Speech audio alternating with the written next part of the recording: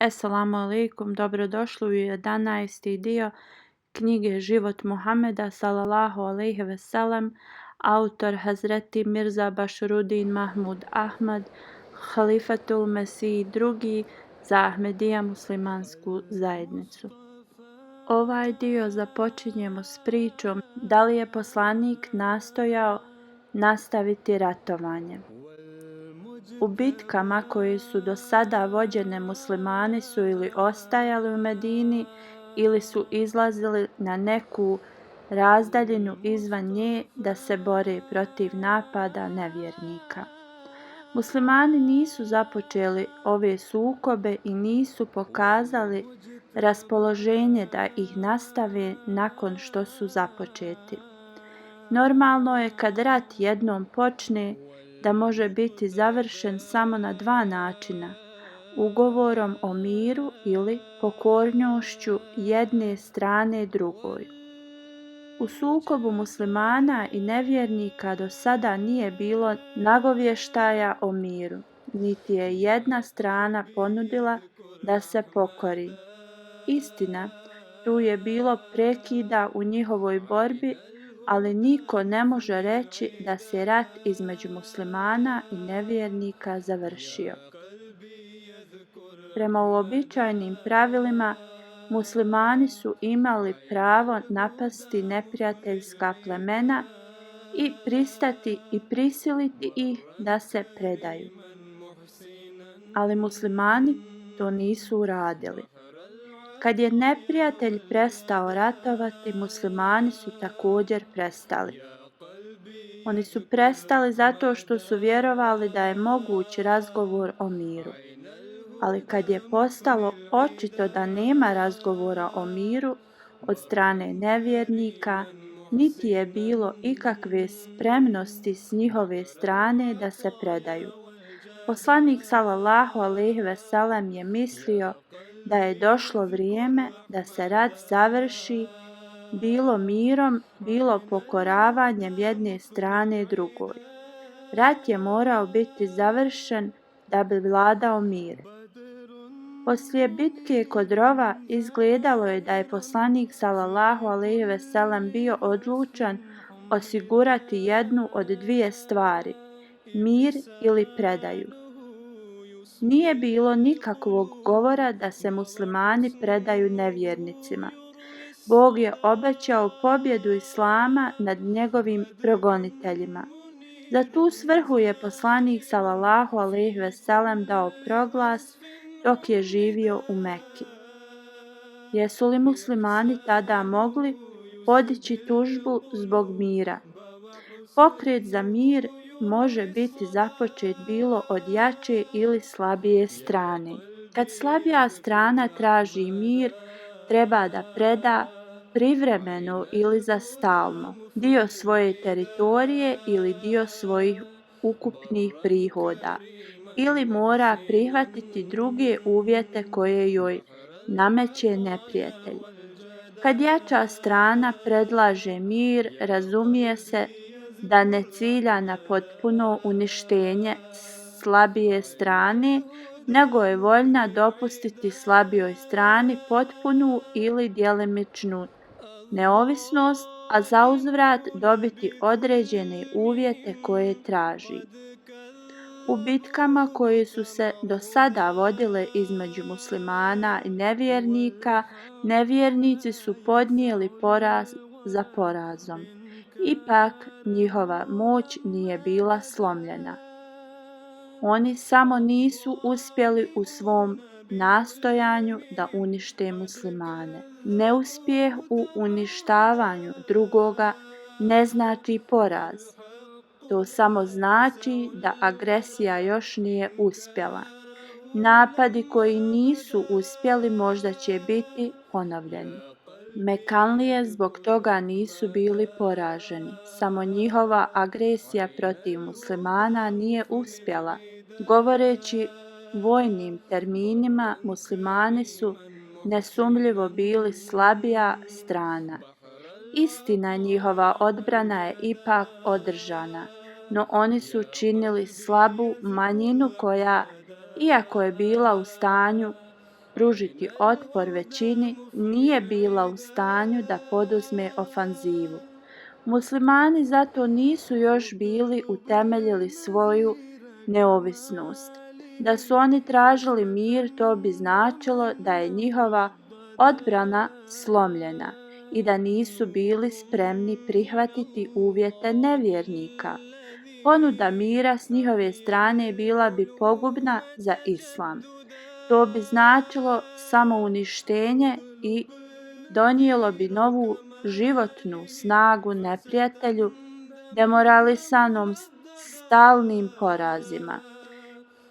Sve veći osjećaj poraza ustupio bi mjesto obnovljenoj nadi i ambiciji. Nevjernici su mislili da su muslimani, iako su spasili Medinu, ipak bez nade u svoju konačnu pobjedu nad nevjernicima.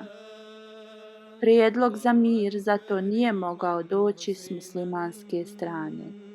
On je mogao doći s mekanske strane ili s treće strane, ako bi se treća strana mogla naći. Međutim, treće strane nije bilo. U sukobu koji je nastao, Medina je stajala protiv cijele Arabije. Zato su nevjernici bili ti koji su mogli tužiti muslimane radi mira, a o ovome nije bilo nikakvog znaka. Prema tome, rat između muslimana i Arapa je mogao trajati zauvijek. Muslimani nisu mogli tražiti mir, a Arapi ga nisu ponudili. Izgleda da zato građanski sukobi u Arabiji nisu imali kraja, bar ne za narednih 100 godina. Za muslimane je bio otvoren samo jedan put ako su željeli dokrajčiti ovaj sukob. Oni nisu bili spremni prepustiti svoju savjest Arapima, da se okrenu svog prava, da ispovjedaju, praktikuju i propovijedaju ono što želi. A nije postojao nikakav pokret za mir na strani nevjernika. Muslimani su bili u stanju odbiti ponavljanu agresiju. Zato je bilo na njima da prisile Arape ili da se predaju ili da prihvate mir. Poslanik je odlučio da tako uradi. Je li rat bio ono što je poslanik sallallahu alejhi ve sellem tražio? Ne. Ono što je on želio postići nije bio rat, nego mir. Da on nije ništa uradio u ovo vrijeme, Arabija bi ostala u šakama građanskog rata. Korak koji je on poduzeo bio je jedini put miru. U historiji je bilo nekih drugih ratova. Neki su trajali 100 godina, neki 30 ili skoro toliko. Dugi ratovi uvijek su nastajali zato što ni jedna strana nije dobila odlučujuću bitku. Odlučna bitka, kao što smo rekli, može poprimiti samo jednu od dvije forme: potpunu predaju ili ugovoreni mir. Je li poslanik sallallahu alejhi ve sellem mogao ostati pasivan? Je li se mogao povući sa svojom malom vojskom muslimana iza zidova Medine i sve drugo prepustiti samo sebi? Ovo nije bilo moguće. Nevjernici su započeli agresiju. Sigurno nisu mislili o kraju rata, nego o njegovom nastavku. To bi značilo da nevjernici mogu napasti Medinu kad hoće. Mogli su prestati kad god su htjeli i napasti kad god su htjeli. Prekid rata nije značio kraj rata. To je bio samo strategijski korak. Slijedi priča učenja judaizma i kršćanstva o ratu. No sada se postavlja pitanje: može li za istinsku vjeru ikada biti ispravno ratovati? Hajde da se zato vratimo ovom pitanju. Učenja religije o ratu su različita. učenje Starog zavjeta smo naprijed naveli.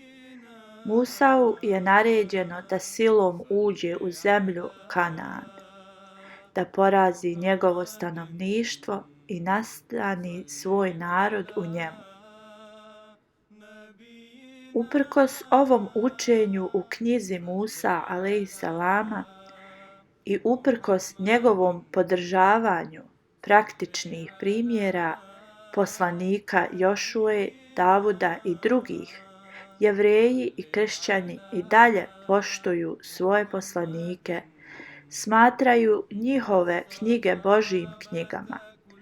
Na kraju Musaovog pokreta pojavio se Isa a.s. U vezi sa ratom njegovo učenje je bilo: a ja vam kažem, ne opirite se zlotvoru. Naprotiv, udari li te ko po desnom obrazu, okreni mu i drugi. Kršćani su često citirali ovo učenje Isa a.s. i dokazivali da je Isa propovjedač mira. No u Novom zavjetu imamo odlomke koji ukazuju na to da oni uče posve suprotno. Jedan odlomak, na primjer, kaže: nemojte misliti da sam došao donijeti na zemlju mir. Nisam došao da donesem mir, nego mač. A drugi odlomak kaže: ali sada, reče im, ko ima kesu, neka je uzme, isto tako i bisage. Ko nema mača, neka proda svoj ogrtač, pa ga kupi. Od tri izreke zadnje dvije su suprotne prvom. Ako je Isa a.s. došao da zagovara rat, zašto je poučavao o okretanju drugog obraza? Izgleda da moramo ili priznati suprotnost u Novom zavjetu ili moramo na odgovarajući način objasniti jedno od suprotnih učenja. Mi se ovdje ne bavimo pitanjem da li je okretanje drugog obraza ikad bilo izvodljivo. Ja hoću ovdje samo da istaknem da kroz dugu historiju kršćanstva nijedan kršćanski narod nikad nije prezao da zarati. Kad su kršćani stekli moć u Rimu, uzeli su učešće u ratu i u odbrambenom i u ofanzivnom. Oni su danas dominantna sila u svijetu i sada također vode ratove. Ne samo odbrambene, nego i ofanzivne. Ali sada se strana koja pobjeđuje proglašava svecem od ostatka kršćanskog svijeta. Oni kažu da je njihova pobjeda kršćanske civilizacije. Kršćanska civilizacija je sada znači sve ono što nastoji i traži da bude dominantno i uspješno. Kad dvije kršćanske sile idu u rat, svaka tvrdi da je zaštitnik kršćanstva. Moć koja pobjeđuje proglašava se svecem kao istinska kršćanska moć. Istina je međutim da je od vremena Isa a.s. do našeg vremena kršćanski svijet bio uključen i pokazatelji su da će i dalje ostati uključeni u rat. Praktični sud kršćanskih ljudi je zato da je rat stvarno učenje Novog zavjeta i da je okretanje drugog obraza bilo ili oportunističko učenje, naloženo bespomoćnosti ranih kršćana, ili je bilo namijenjeno samo za pojedince, ne za državu ili narode. Drugo, čak i ako pretpostavimo da je Isa propisivao mir, a ne rat, ne slijedi da oni koji ne postupaju po ovom učenju nisu sveti i počašćenici. Kršćanski svijet je uvijek poštovao pobornike rata kao što su Musa, Jašu i Davuda. Ne samo to, sama crkva je proglašivala svetim nacionalne heroje koji su patili u ratovima. Njih je papa proglašavao svecima.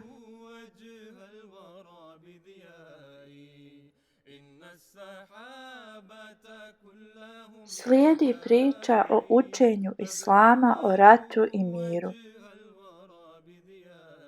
Učenje Islama je drugačije od ovih učenja. On daje sredinu između dvije krajnosti. Islam ne poučava agresiji kao što je Musa poučavao. Islam također ne propovijeda kao sadašnje iskvareno kršćanstvo da okrenemo drugi obraz, a u isto vrijeme svom prijatelju šapuće na uho da proda svoju odjeću i kupi sablju. Učenje Islama se podudara sa prirodnim instinktima čovjeka i promoviše mir na jedini mogući način. Islam zabranjuje agresiju, ali nas potiče da se borimo ako nas neko napadne i da se branimo. Ako ne poduzimanje mjera protiv napada znači iskorijevanje slobode vjerovanja i traganja za istinom, naša je dužnost da se borimo. Ovo je učenje na kojem na kraju može biti izgrađen mir i ovo je učenje na kojem je poslanik sallallahu alejhi ve sellem zasnovao svoje upravljanje i svoju praksu. Poslanika sallallahu alejhi ve sellem su neprestano i jednakom okrutnošću mučili u Meki, ali se nije borio protiv agresije u kojoj je bio nevina žrtva. Kad je preselio u Medinu, neprijatelj je nastojao da iskorijeni islam, zato je bilo neophodno da se s neprijateljem bori u odbrani istine i slobode vjerovanja. Dalje navodimo isječak iz Kur'ana koji govori o temi rata.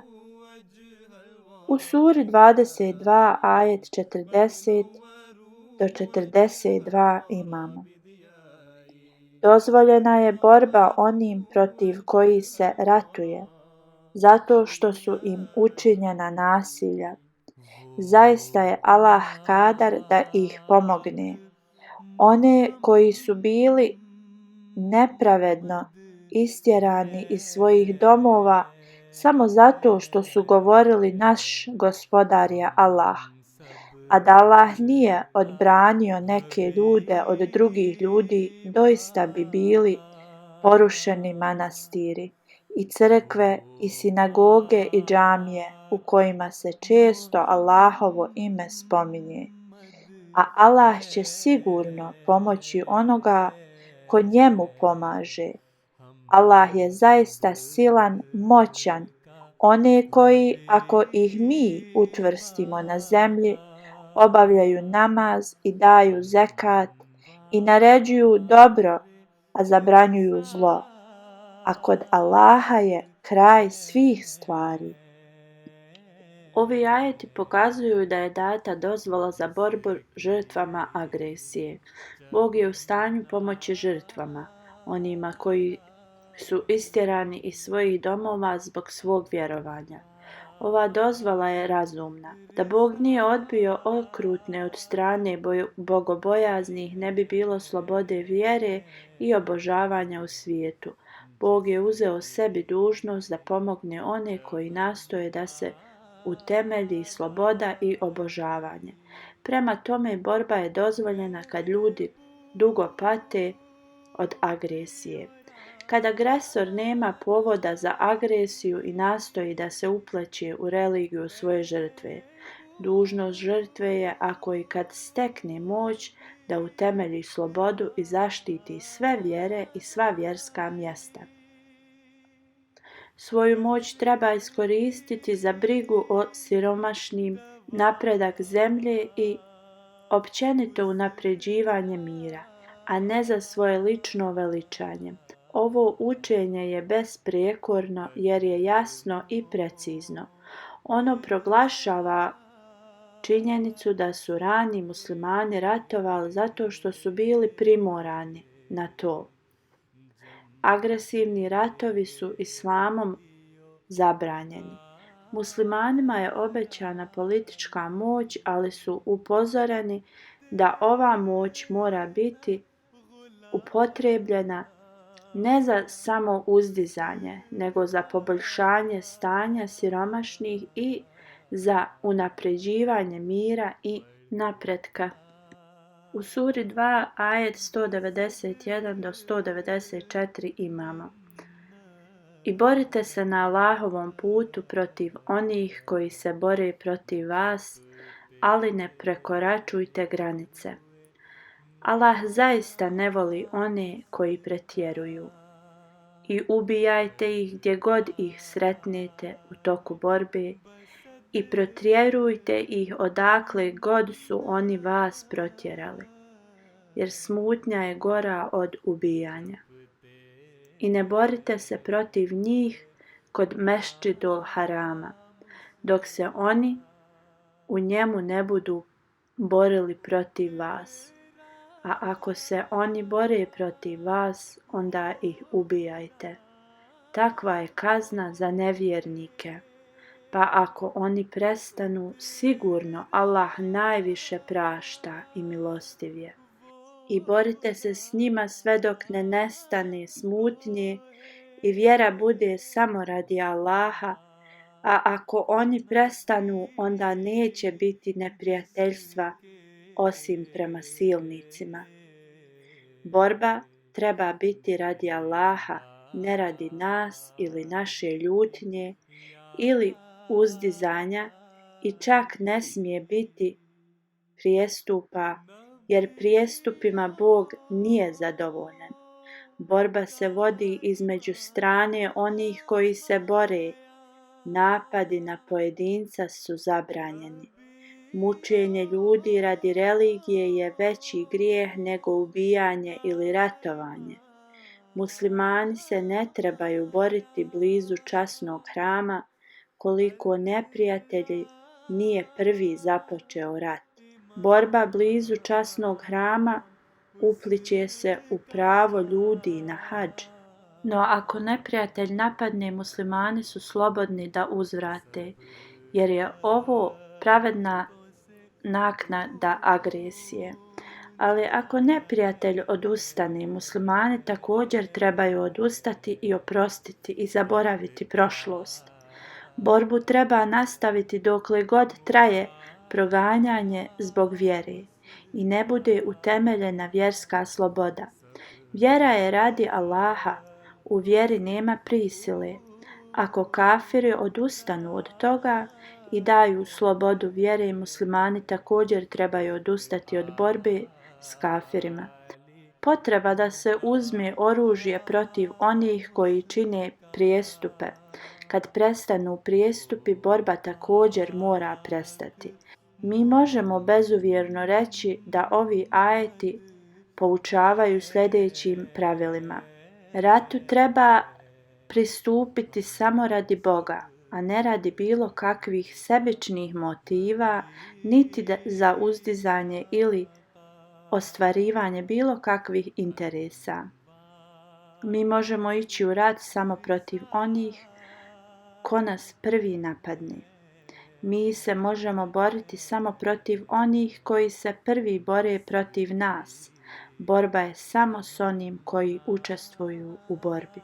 Čak i nakon što neprijatelj započne napad, naša je dužnost da borbu vodimo u okviru ograničenja. Širenje rata, bilo teritorijalno ili u pogledu upotrebljenog oružja, pogrešno je. Mi se trebamo boriti samo s redovnom vojskom, koju je neprijatelj zadužio da se bori na njegovoj strani. Ne trebamo se boriti s ostalim na strani neprijatelja. U toku rata treba paziti da se ne ometaju nikakvi vjerski obredi i običaji. Ako neprijatelj poštedi mjesta gdje se obožavaju vjerske proslave, onda muslimani također moraju odustati od borbe na takvim mjestima.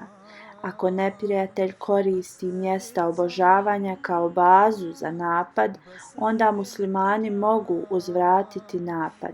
Neće biti krivnje na njima ako tako urade.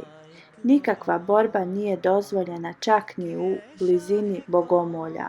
Napasti bogomolje i uništiti ili im nanijeti bilo kakvu vrstu štete potpuno je zabranjeno.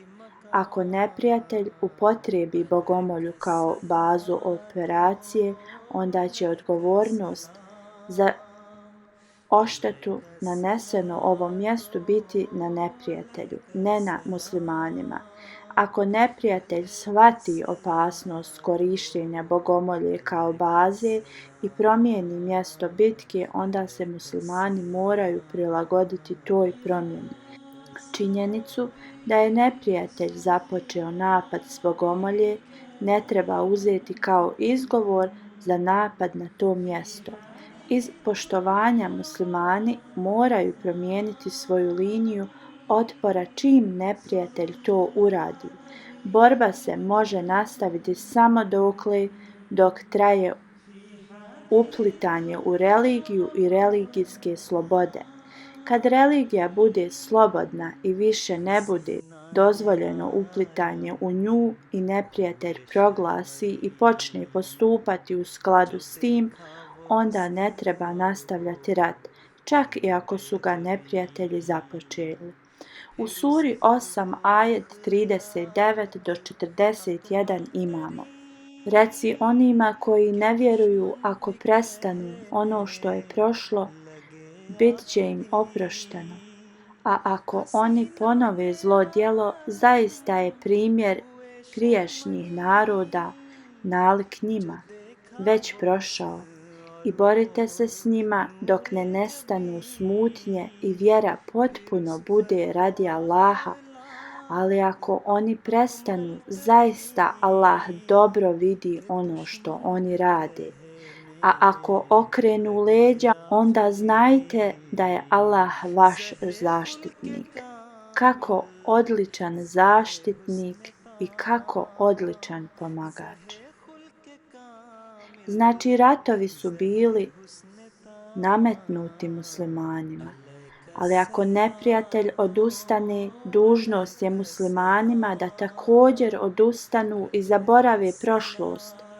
No ako neprijatelj ne odustane i stalno bude napadao muslimane, onda se oni trebaju sjetiti sudbine neprijatelja ranijih poslanika.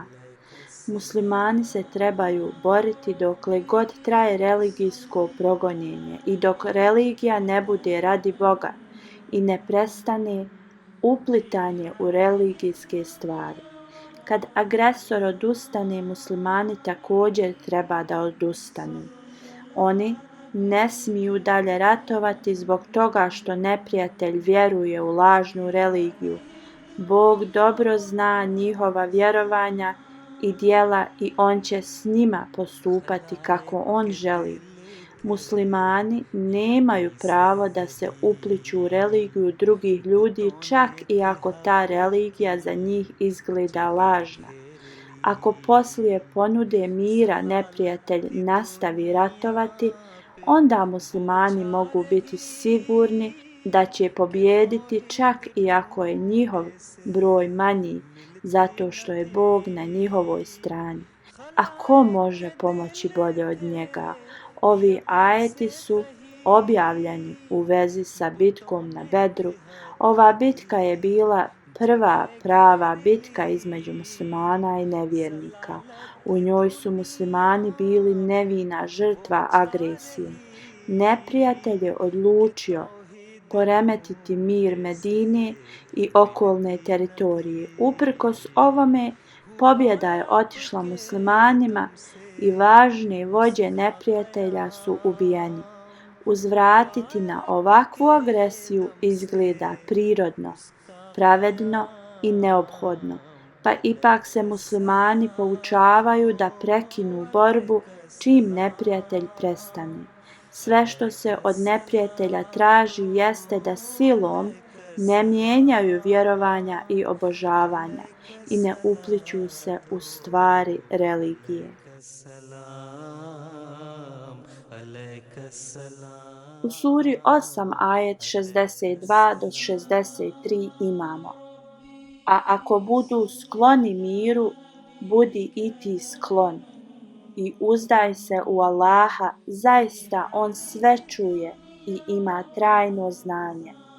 A ako oni htjednu da te prevare, onda je zaista Allah dovoljan za tebe. On je taj koji te je pomogao svojom pomoći i vjernicima. Znači, ako u toku bitke neprijatelj u bilo koje vrijeme bude spreman na mir, muslimani trebaju odmah prihvatiti ovu ponudu i uspostaviti mir. Muslimani trebaju tako učiniti čak i ako postoji rizik od prevare. Oni se trebaju osloniti na Boga. Varanje neće pomoći protiv muslimana koji se oslanjaju na Božju pomoć. Njihove pobjede nisu radi njih, nego radi Boga. U najmračnijim i najtežim vremenima Bog je pomogao poslanika i njegove vjernike. Tako će ih pomoći protiv varanja. Ponuda mira treba biti prihvaćena, ne treba odbiti mir pod izgovorom da to može biti samo lukavstvo neprijatelja, kako bi time dobili na vremenu za novi napad. Isticanje mira u ovim ajetima nije bez značenja. To je predskazanje o ugovoru na Hudejbiji. Poslanik sallallahu alejhi ve sellem je upozoren da će doći vrijeme kad će neprijatelji tražiti mir. Ova se ponuda ne treba odbiti uz razlog što je neprijatelj počinio prijestupe ili zato što kasnije može prekršiti ugovor. Dobrota zahtjeva od muslimana da prihvate ponudu mira, a pobožnost i razboritost to zahtijevaju. U suri 4 ajet 95 imamo: O vjernici, kad putujete na Allahovom putu, jasno se raspitajte i ne recite nikome ko vam uputi selam, ti si nevjernik. Vi tražite imetak ovog života, a kod Allaha je obilata dobit. Vi ste prije bili kao oni, ali vam je Allah podario svoju blagodat. Zato se jasno raspitajte. Sigurno je Allah dobro obaviješten o onome što vi radite. Znači, kad muslimani krenu ratovati, trebaju biti sigurni da su neprijatelju objasnili bezumnost rata, a da on ipak želi rat, pa ipak ako prime prijedlog mira od pojedinca ili grupe, muslimani to ne trebaju odbiti pod izgovorom da to nije iskreno. Ako muslimani odbiju prijedlog o miru, oni se neće boriti radi Boga, nego radi samopouzdanja i za ovo svjetsku korist. Baš kao što je religija dolazi od Boga, ovo svjetska sredstva i slava također dolaze od njega. Ubijanje ne smije biti cilj. Onaj koga danas želimo ubiti možda sutra postane upućen. Vi ste također prije bili izvan Islama, onda ste radi Allahove dobrote prihvatili njegovu vjeru. Muslimani se trebaju uzdržati od ubijanja, jer se spašeni životi mogu preokrenuti u upućene živote. Ovaj ajet nas uči da je dužnost muslimana, čak i ako je rat počeo, da dobro ispitaju da li se neprijatelj čvrsto odlučio na veliku bitku, Često se događa da neprijatelj nije namjeravao nikakvu bitku, nego je iz uzrujanosti i straha započeo pripreme za rat. Ukoliko muslimani nisu dobro ispitali da li je neprijatelj planirao žestok napad, oni ne trebaju ići u rat. Ako se pokaže ili ako neprijatelj tvrdi da su ove pripreme za samoodbranu, muslimani trebaju prihvatiti ovu tvrdnju i odustati od rata. Oni ne trebaju dokazivati da pripreme neprijatelja ne pokazuju ništa drugo nego namjeru za napad. Možda se on spremao za napad, ali se njegova namjera promijenila. Zar prije niste bili neprijatelji Islama, a sad ste postali prijatelji Islama? U suri 9 ajet 4 glasi: Osim onih od mnogobožaca sa kojima imate ugovor i koji nisu prekršili svoja obećanja prema vama i nisu nikoga protiv vas pomagali, zato ispunite ugovore s njima do njihovog roka. Zaista Allah voli one koji su bogobojazni. Prema paganima koji su ušli u ugovor s muslimanima i ne pomažu neprijatelje protiv njih, muslimani trebaju postupati skladno tome. Pobožnost zahtijeva da muslimani ispune svoj dio ugovora po obliku i sadržaju. O neprijatelju u ratu s muslimanima koji želi da sazna stvarnost Islama, Kur'an naređuje. Sura 9 ajet 6. Ako neko od mnogobožaca zatraži sklonište od tebe, podaj mu sklonište dok ne čuje Božje riječi, onda ga odvedi sigurnom mjestu njegovom. To je zato što su oni ljudi koji ne znaju. Znači, ako bilo ko od onih koji su u ratu s muslimanima traže utočište kod muslimana s ciljem da proučavaju islam i zamisle se nad njegovom porukom, oni trebaju imati utočište kod muslimana onoliko vremena koliko je neophodno za tu svrhu. O zatvorenicima rata Kur'an uči. Sura 8 ajet 68. Nijednom poslaniku nije dozvoljeno da ima zarobljenike osim ukoliko u zemlji bude krvavog rata. Vi želite dobra ovog svijeta, dok Allah za vas želi drugi svijet, a Allah je moćan i mudar. Znači, ne dolikuje poslaniku da uzima zatvorenike od svojih neprijatelja osim u pravom ratu s velikim krvoprolićem. Sistem uzimanja zatvorenika od neprijateljskih plemena bez rata i krvoprolića praktikovano do dolaska Islama, čak i poslije, ovdje je zabranjeno. Zatvorenici se mogu uzeti samo od ratnika i poslije bitke. Također su postavljena pravila oslobađanja zatvorenika.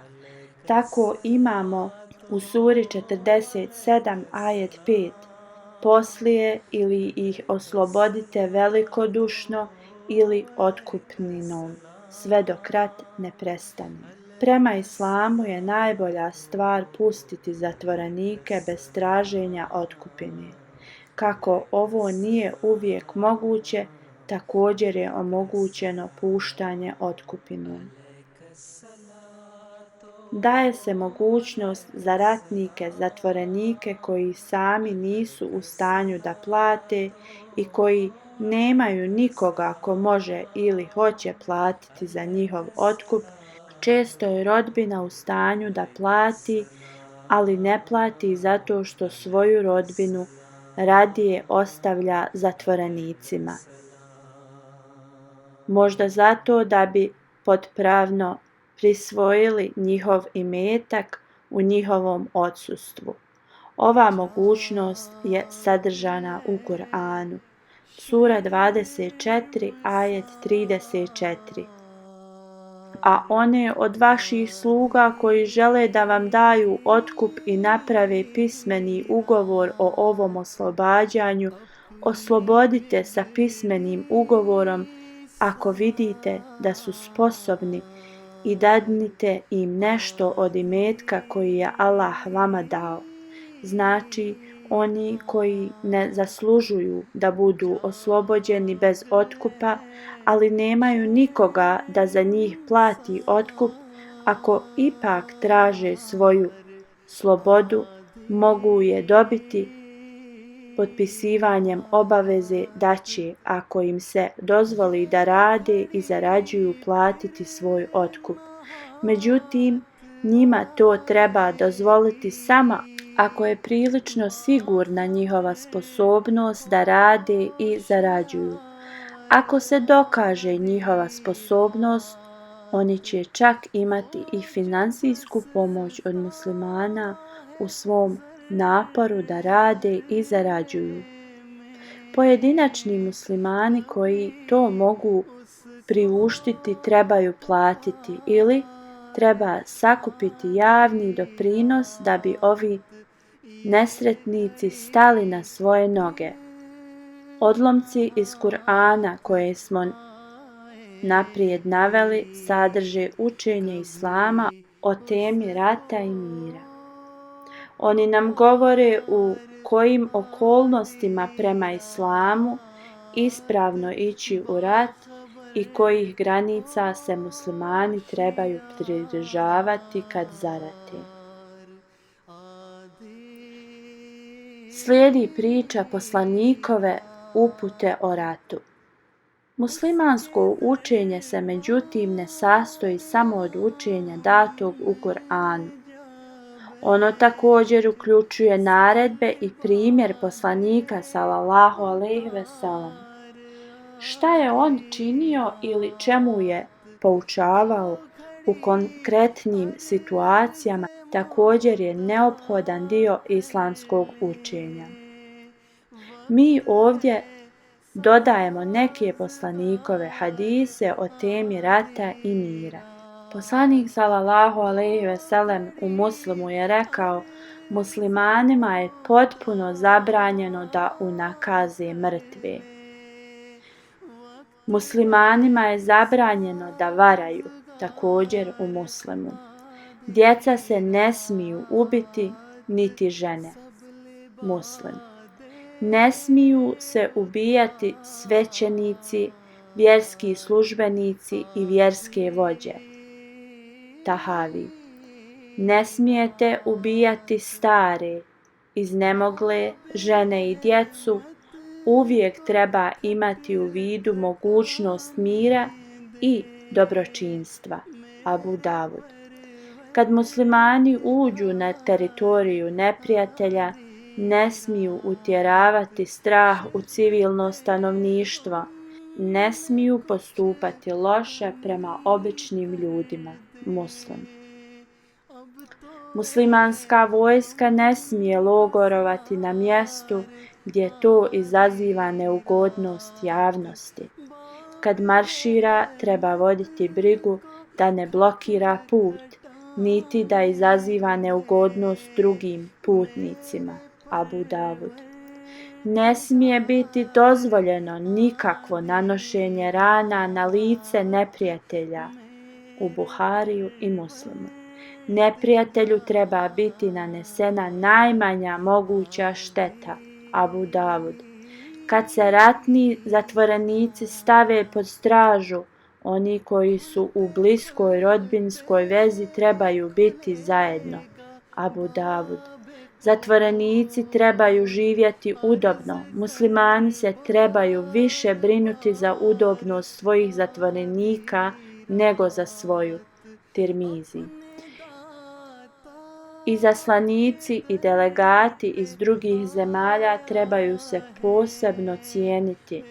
Bilo kakvu grešku ili neuljudnost koju počine treba zanemariti. Ebu Davud, Kitabul Džihad. Ako neko loše postupa prema ratnom zatvoreniku, zatvorenik treba biti oslobođen bez otkupa.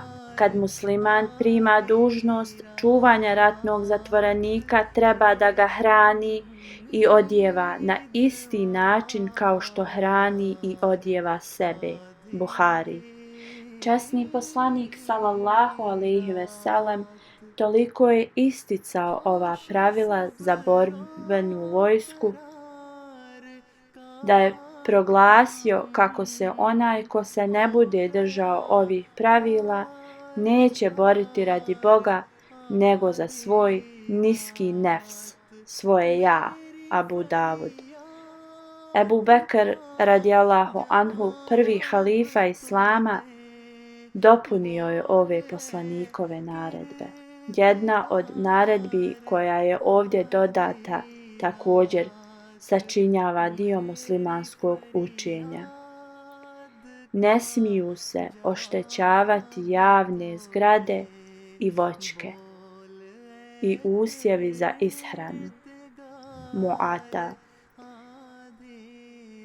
Iz izgovora časnog poslanika sallallahu alejhi ve sellem i naredbi prvog halife Islama očito je da je Islam uveo korake koji imaju za svrhu sprečavanje i zaustavljanje rata ili umanjivanje njihovog zla. Kao što smo prije rekli, principi kojima Islam poučava nisu samo pobožna pravila. Oni imaju svoje praktično tumačenje u primjeru poslanika sallallahu alejhi ve sellem i ranih halifa Islama. Kao što cijeli svijet zna, poslanik sallallahu alejhi ve sellem nije samo poučavao ovim principima, on ih je provodio u praksu i insistirao je na njihovom provođenju. Vraćajući se našem dobu, moramo reći da izgleda kako ni jedno drugo učenje nije u stanju da riješi problem rata i mira. Učenje Musa alejselama je daleko od našeg o pravdi i poštenom postupanju i danas nije moguće postupati po tom učenju. Isto tako je nemoguće postupati po učenju Isa alejselama i uvijek je tako bilo. Nikada u svojoj historiji kršćani nisu ni pokušali da slijede ovo učenje. Jedino je učenje Islama sprovedeno, učenje koje njihovi probornici propovijedaju i sprovode i čije sprovođenje može stvoriti i održati mir u svijetu. Stigli smo do kraja i ovog videa. Hvala vam na vašoj pažnji. Do sljedećeg videa. Assalamu alaikum wa rahmatullahi wa barakatuhu. अपने दाता के दर पे आया है, अपने दाता के दर पे आया है।